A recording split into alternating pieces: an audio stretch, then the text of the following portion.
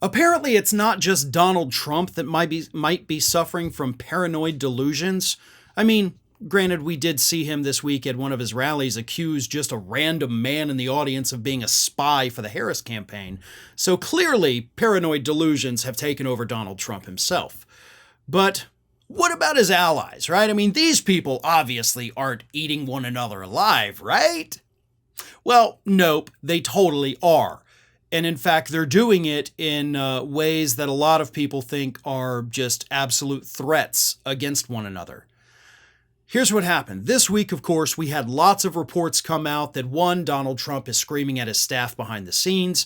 Two, that there is some kind of discontent with the campaign managers, Chris LaCivita and Susie Wiles, and that he wants to fire them, which may be some truth to that, seeing as how he's bringing in a bunch of his old people who also failed him, but whatever. And then, of course, the big one, that Donald Trump is fuming behind the scenes about picking J.D. Vance. Now, we don't know who told these stories to the media, of course. It's unnamed sources, but sources within the Trump campaign nevertheless. And a lot of people seem to think that it's Kellyanne Conway, which, I'm going to be honest, makes the most sense. She has a history of this kind of thing.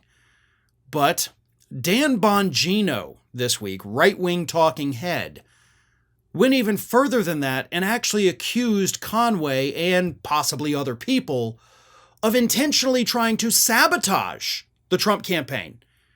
He says they're not just out there leaking stories, they're leaking stories to destroy the campaign. So the very people working for Trump, obviously their jobs depend on him getting reelected, are also, according to Bongino, trying to make sure he doesn't get elected, which I guess in the mind of a conservative makes total sense, even though the rest of us think that that is completely ass-backwards crazy. But here's what Bongino said during his podcast this week.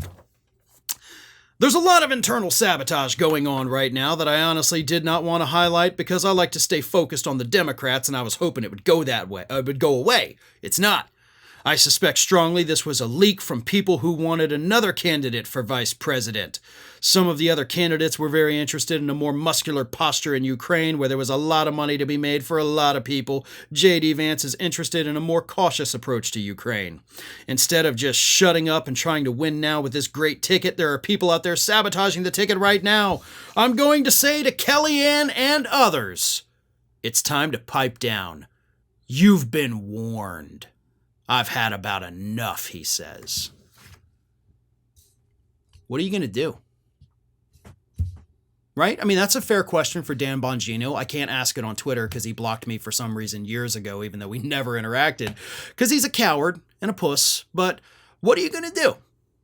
Right, Dan? I think the public, and I think, honestly, Kellyanne Conway deserves an answer to that question. You've been warned. I've had about enough.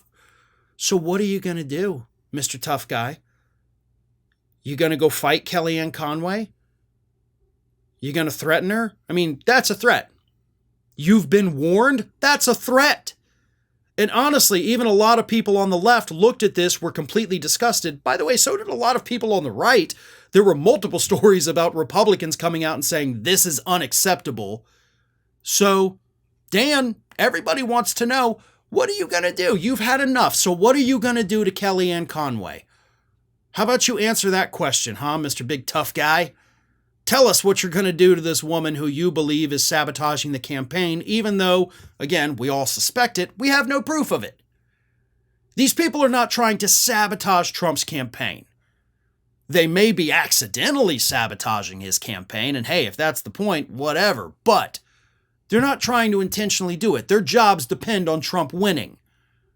Y'all are just a bunch of paranoid little freaks at this point who can't handle the fact that it's not about sabotage, it's about the fact that the overwhelming majority of the American public doesn't like this friggin' guy.